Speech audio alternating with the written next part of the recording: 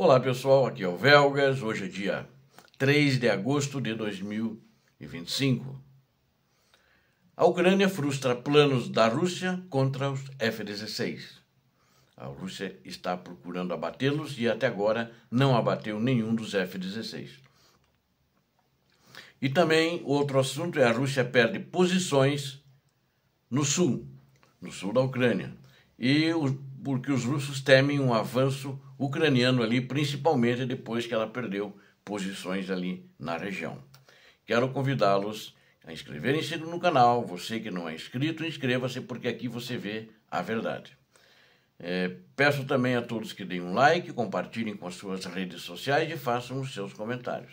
Muito obrigado. A Ucrânia frustrou planos da Rússia contra os F-16. Espero que continue frustrando, né? Os jatos levantam voo, destroem com sucesso alvos russos no teatro de operações e vão pousar nas suas bases sem serem atingidos e também sem a Rússia identificar onde eles estão abrigados. Os aeródromos militares, eles são um alvo prioritários para ataques dos mísseis russos. Mas a Ucrânia até agora tem defendido com sucesso seus F-16 contra esta ameaça, graças a uma nova abordagem para operar a aeronave. Em circunstâncias normais, a aviação militar depende fortemente de aeródromos permanentes, onde uma infraestrutura fixa para atender a frota e os pilotos é implantada. Isso funciona bem em tempos de paz ou em conflitos onde o inimigo não tem como atacar seus aeródromos de retaguarda, que não é o caso da Ucrânia e tampouco da Rússia, porque a Ucrânia tem conseguido fazer com que a Rússia não descubra onde estão seus aviões de caça, não só os F-16, os outros também, né? Os Mirage também. Ela não consegue descobrir, ao contrário que a Ucrânia descobre, e tanto que atacou diversas vezes, e principalmente o último ataque feito, que atacou aqueles aviões estratégicos, destruindo apenas 41 deles, né? Uma bagatela. Mas, no entanto, a Ucrânia precisa lutar com um inimigo que pode, a qualquer momento, atingir um aeródromo militar com míssil, porque eles têm meios e têm recursos. Não estão conseguindo identificar onde, inclusive usando espiões internamente na Ucrânia para tentar achar onde estão esses aviões.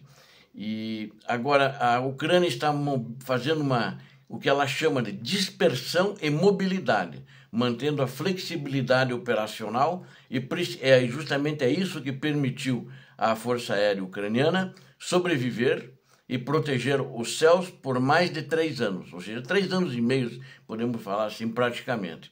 Em setembro de 2023, o general americano James Esker, comandante em chefe das Forças Aéreas dos Estados Unidos da América na Europa, afirmou que a Ucrânia havia perdido relativamente poucas aeronaves em solo nos primeiros 18 meses, porque elas raramente decolam e pousam no mesmo aeródromo. Então elas decolam no local, vamos dizer que o radar capta a região onde ela entrou no ar, onde ela subiu, e aí ela faz a missão e ela volta, mas ela não pousa no mesmo lugar. E ela tem, através de equipamentos, sistemas eletrônicos, maneira de fazer com que o radar dos russos não consiga ver para onde elas foram. Então, normalmente elas pousam em outro local. Sempre assim, ou seja, os russos com isso têm ficado perdidos.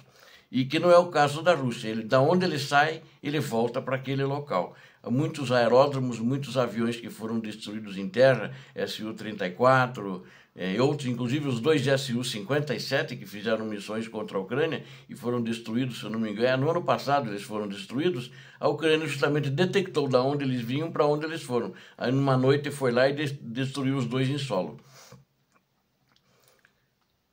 Tal como a mobilidade e dispersão são possíveis porque a Ucrânia depende não apenas da infraestrutura fixa de aeródromos para atender as suas aeronaves, mas também de sistemas móveis montados em caminhões.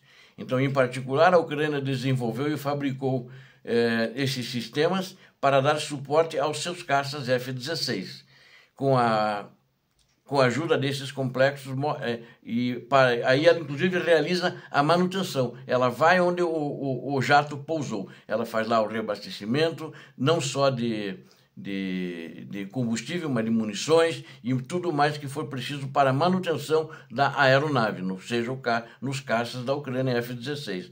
Além disso, os novos complexos contam com posto de comando, estações de trabalho para planejamento de missões e briefings com os pilotos, além de um local para descanso de pessoal.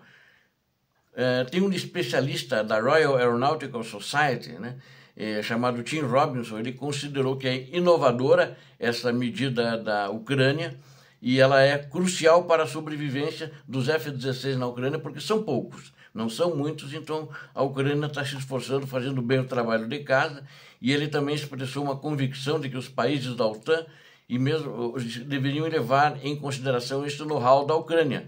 Os próprios Estados Unidos estão acompanhando para ver o que a Ucrânia fez diferente, porque normalmente todos eles têm estruturas pesadas, tais como a Rússia, não tem essa mobilidade. E isso foi uma inovação da Ucrânia, não foi um aprendizado que eles fizeram com os Estados Unidos ou com a OTAN.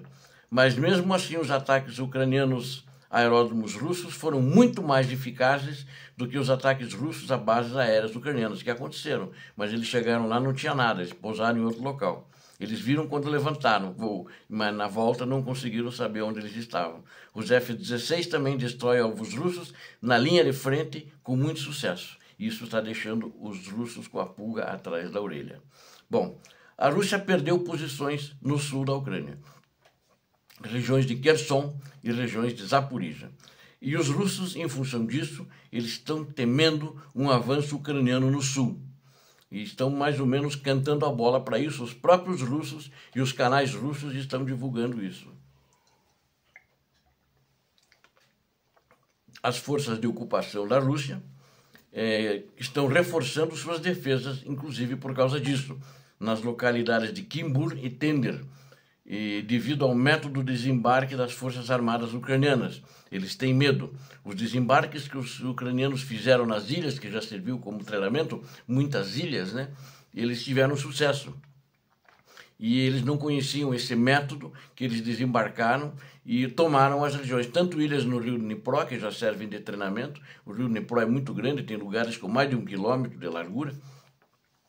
E os russos também possuem um grande número de tropas concentrados no sul, e eles justamente nessa localidade, duas que eu citei, eles têm cabeças de ponte. E eles estão com medo de que os ucranianos primeiro tomem essas cabeças de ponte de volta, porque chegaram quase lá. Então eles estão mandando tropas para essa cabeça de ponte, e eles estão fazendo rotações periodicamente para essas regiões, inclusive para uma parte do istmo chamada Tenderovskaya, né? Em vez da brigada de assalto do Don, eles mandaram tropas de paraquedistas reforçadas lá, que só tinham tropas de assalto, né? Russas ali, e eles deram descanso para essas tropas, para fazer uma rotação, e eles colocaram paraquedistas num efetivo muito maior para poder defender essa região. A Rússia reforçou as unidades da artilharia, inclusive nesses pontos, para defender as cabeças de pontes, posicionou armas antitanques para neutralizar possíveis desembarques e atingir os barcos e equipamentos à medida da Ucrânia, à medida que eles se aproximam. A Ucrânia já monitorou tudo isso, e isso inclusive está sendo divulgado pelo Estado-Maior do Exército Ucraniano, a preparação dos russos, e com isso ela indica, na realidade, que talvez esteja se preparando mesmo. Ela não diz isso, ela não afirma isso, mas ela já notou, já fotografou, vamos dizer assim, já reconheceu o terreno, e é assim que os russos estão agindo. E a Rússia mostra claramente que está com medo de que essas cabeças de ponte sejam tomadas, e por causa disso está aumentando o efetivo militar, principalmente que o avanço da Ucrânia permitiu que a Ucrânia ficasse muito mais próximo. Isso mostra uma tendência, enseja que a Ucrânia deve tomar essas cabeças de ponte, eu acho que sim, mas ela faz isso por aproximação e não em táticas diárias de buchas de canhão suicidas, como fazem a Rússia. A Ucrânia cuida do seu pessoal, a Ucrânia não quer ver mortos na guerra, infelizmente existem, mas ela poupa os seus soldados para que minimizar ao máximo o seu prejuízo humano. Ao mesmo tempo, os russos não perderam tempo e começaram a reforçar as posições ao longo de toda a margem esquerda do rio Dnipro, que é justamente lá que eles estão, na margem esquerda do rio Dnipro, numa pequena faixa de terra, e logo depois vem a Rússia, talvez uns 10 quilômetros antes da Rússia só, e eles não querem ser expulsos dali. E também ações semelhantes são observadas nas localidades, nas vilas de Olesk e Golaya Pristan. O representante das forças de defesa da Ucrânia, Vladislav Voloshin, relatou que os russos não estavam apenas reforçando defesas, mas também enviando sabotadores treinados para mais perto das posições ucranianas para tentar capturar essas defesas e empurrar de volta os ucranianos, apesar de ser território da Ucrânia, ali a Ucrânia, para trás novamente. Eles querem retomar os avanços da Ucrânia, mas até agora os sabotadores foram todos eliminados, e nessa nova tática que eles estão fazendo, inclusive fizeram em Sumy, fizeram em outras regiões, fizeram em Pokrovsk, né? E essa tática de infiltração, na realidade, que é quando um grupo de sabotagem tenta, de maneira furtiva e secreta, vamos dizer assim, mas acho que é furtiva é o termo melhor, e sob disfarce entrar em alguma área povoada que ainda não foi destruída. Não, porque aí ele entra numa área não destruída, ele tenta se firmar ali para estabelecer, para assumir o controle das rotas logísticas e assim manter essa área povoada sob o controle.